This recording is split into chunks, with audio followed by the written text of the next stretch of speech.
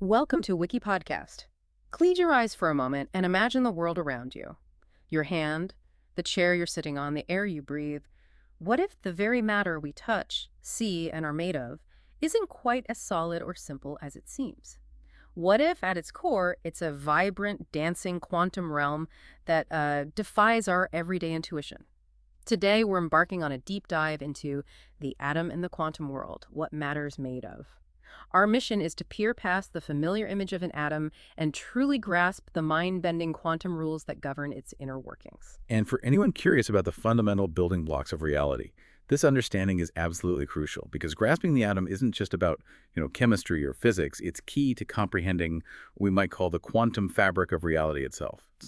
It's the ultimate blueprint. Okay, let's begin to unpack this. When most of us hear the word atomic, our minds might immediately jump to power plants or even perhaps less peaceful applications. But atomic physics as a field is actually much more nuanced and specific, isn't it? It is. That's a critical distinction to make, yeah. While the term atomic often gets used broadly, atomic physics focuses quite precisely on individual atoms as isolated systems.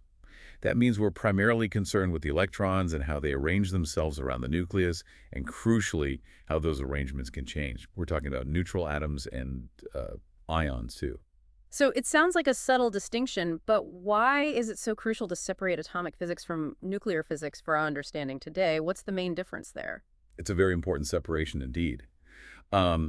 Nuclear physics is the field that dives deep into the atomic nucleus itself, studying its structure, stability, and the, powerful reactions that happen within it. Atomic physics, by contrast, is mostly interested in the electron cloud, those outer regions that really dictate an atom's chemical behavior and how it interacts with light. Think of it as studying the atmosphere of a planet versus studying its core. They're related, of course, but the rules governing them are pretty distinct. Ah, okay. That clarifies it perfectly.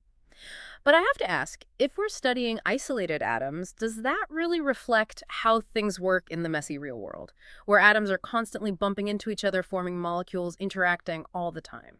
That's a perceptive question, and it's a very common point of confusion, actually. Well, while atoms are certainly interacting constantly in solids and liquids, think about them in a gas or maybe a plasma.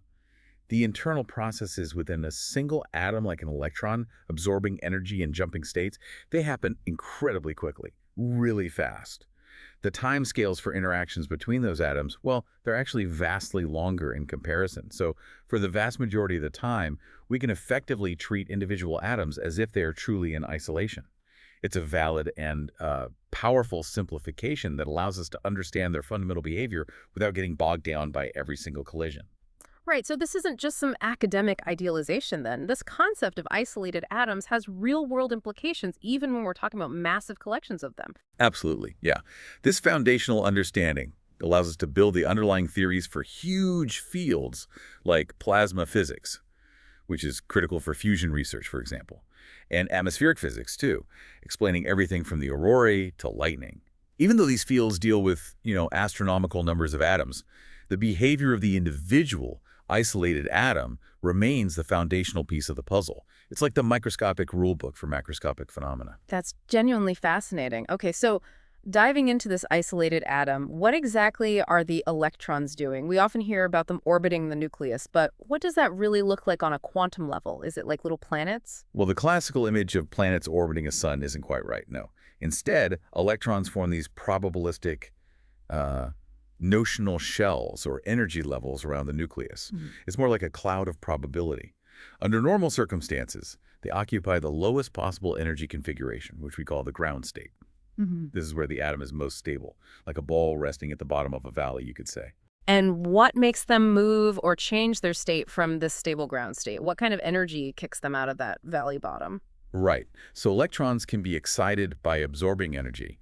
This energy can arrive in various forms. Most commonly, it's light, specifically photons, which are these discrete packets of electromagnetic energy. But it could also come from magnetic fields or even from physical collisions with other atomic particles, like other ions or free electrons bumping into them. When they absorb this energy, there are basically two main pathways the electron can take. Okay, let's look at the first pathway. What happens if they get a really big energy kick? Enough to really shake things up. Yeah, so if an electron absorbs enough energy to exceed its binding energy, that's the specific amount of energy needed to completely pull it away from the atom's attraction to break free. It will escape. This process is called ionization.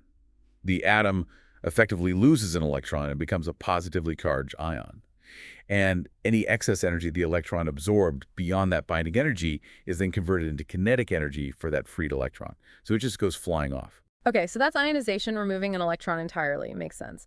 But what's the second outcome if they don't quite get enough energy to escape? Right. If the electron absorbs less than the binding energy, it doesn't leave the atom. Instead, it gets promoted to an excited state. Think of it as jumping to a higher energy shell, maybe one further away from the nucleus. Now, this higher state isn't stable. It's like being perched halfway up the valley wall. So after a fleeting moment, really short time, this excited electron will naturally jump back down to a lower, more stable energy state. And here's where we see one of the most fundamental interactions in atomic physics. In a neutral atom, this downward transition causes the atom to emit a photon. And that photon carries away the exact difference in energy between those two states. It's like the atom is flashing a tiny specific color of light. This is basically how neon signs work, or how we know what stars are made of by looking at their unique light spectra. We've talked about electrons on the outer shells moving around. But here's where it gets really interesting, I think. What happens if an electron from an inner shell, deep within the atom, gets removed? That sounds like a much bigger disruption. It is, yeah, and it leads to a truly fascinating and often counterintuitive phenomenon known as the Auger effect. It's quite something. So if an inner electron is removed, maybe by a high-energy X-ray photon hitting it, it leaves a vacancy, a hole, deep inside the atom. An electron from a higher outer shell will then immediately want to drop down to fill that void. That makes sense, right? Lower energy state. But here's the twist, and this is what makes it so special. Instead of the atom simply emitting a photon or an X-ray to release that energy difference, the released energy can be transferred internally to another bound electron in the atom, causing that second electron to be ejected completely out of the atom. It gets kicked out into what physicists call the continuum, essentially. It becomes a free electron itself. Whoa, hang on. So one initial disruption, like one photon coming in, can effectively cause multiple electrons to be ejected, like a sort of chain reaction within the atom itself. Precisely. It's an energy handoff that demonstrates just how complex and dynamic these tiny systems are. A single photon can lead to double ionization, sometimes even more. Oh, and on a related note, it's worth remembering that there are these very strict selection rules governing which electronic configurations can be reached when an atom is excited by light. It's a very specific dance. Certain jumps are allowed, others aren't.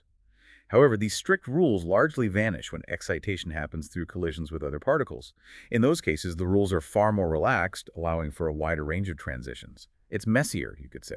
It's incredible to hear how these electrons behave. It sounds so specific and rule-bound, yet also dynamic. But to figure all this out, let alone predict it, sounds like an astronomical challenge. How did scientists even begin to model and understand this behavior? The work of Niels Bohr. You're absolutely right. It's an incredibly complex. And Bohr's model of the hydrogen atom in 1913 was, well, it was an audacious leap, just stunning for its time. It was revolutionary because it dared to combine elements of classical physics with some truly radical quantum ideas that were just emerging back then. It wasn't just a tweak to existing theories. It basically shattered the classical picture of the atom and gave us a completely new framework to think with. So what were these key ideas, the postulates of the Bohr model that made it so groundbreaking? What was so radical about them compared to what came before? Okay, so Bohr's model laid out 4 core postulates, and each one really challenged the conventional wisdom of the time. First, and perhaps most audaciously, he stated that electrons move in fixed, specific paths around the nucleus, which he called orbits or energy levels. Sounds simple, but crucially, he proposed that these orbits are stable, and electrons in them do not radiate energy. This was a direct contradiction to classical physics, which predicted that orbiting electrons, being accelerating charged particles, should continuously lose energy, spiral into the nucleus, and cause atoms to basically collapse instantly.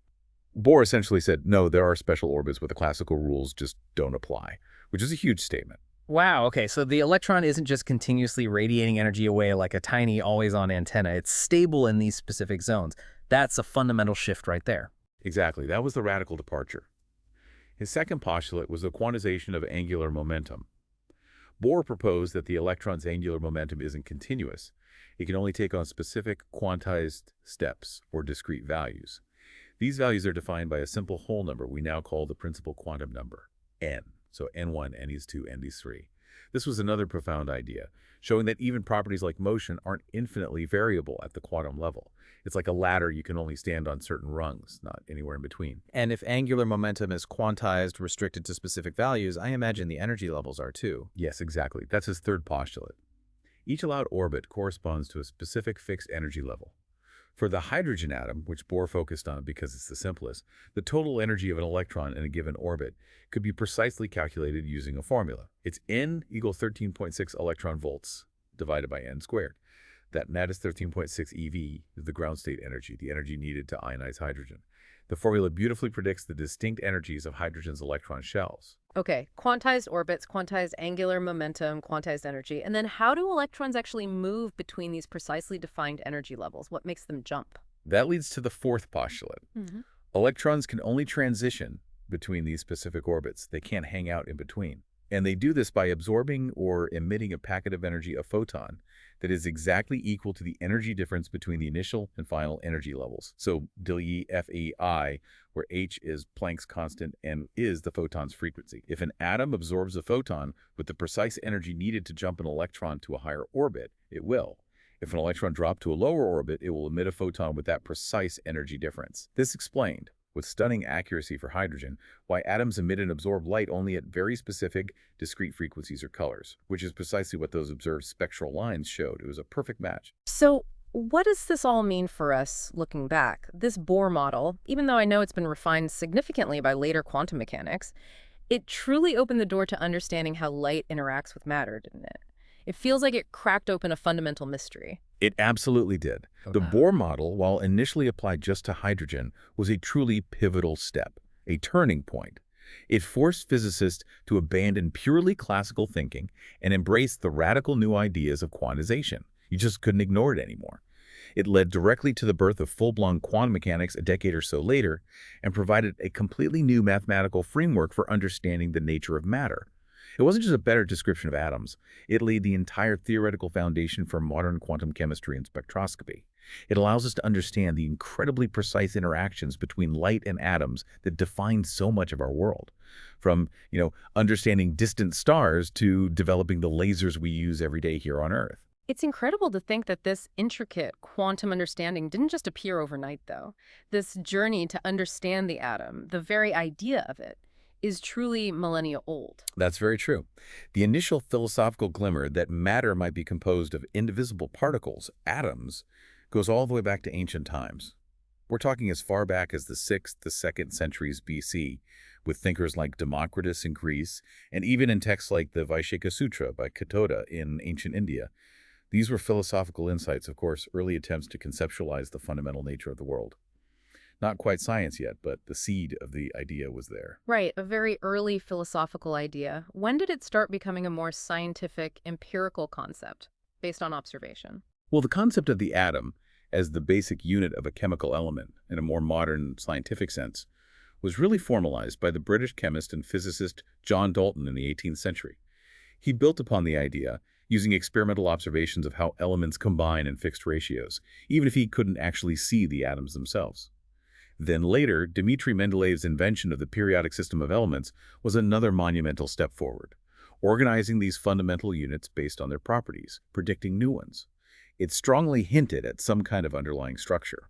And then what specific discovery really pushed us into what we now consider true atomic physics, the kind that led directly to Bohr and the quantum revolution? The true dawn of atomic physics, as a distinct scientific field.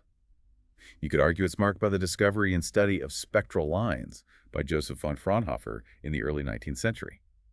These were those specific, discrete lines of light that elements would absorb or emit, like a unique barcode for each type of atom. The intense study of these spectral lines, trying to figure out why they existed and followed mathematical patterns, directly led to the development of the Bohr atom model we just discussed. Because classical physics simply couldn't explain them at all. These atomic fingerprints forced physicists to rethink everything and embrace a completely new mathematical model of matter, which ultimately gave birth to quantum mechanics itself. And the progress since then, especially in the last century, has been truly exponential, hasn't it? It feels like we've gone from philosophical musings to actually manipulating individual atoms in such a relatively short span of time. Absolutely. Since the mid-20th century, say post-Second World War, Both theoretical and experimental atomic physics have advanced at an astonishing pace. Just incredible. A huge factor has been the incredible progress in computing technology. That's allowed physicists to build much larger and more sophisticated models of atomic structure, electron configurations, and all the complex collision processes we talked about earlier. Things Bohr couldn't have dreamed of calculating. And hand in hand with that, technological advances in experimental tools have been key. Things like particle accelerators, ever more sensitive detectors, precise magnetic field generation, and crucially, lasers. Lasers have been revolutionary.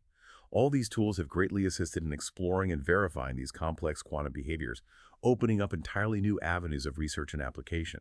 It's really incredible to trace this journey, from ancient philosophical musings about indivisible particles all the way to the precise mathematical models that describe the very building blocks of reality.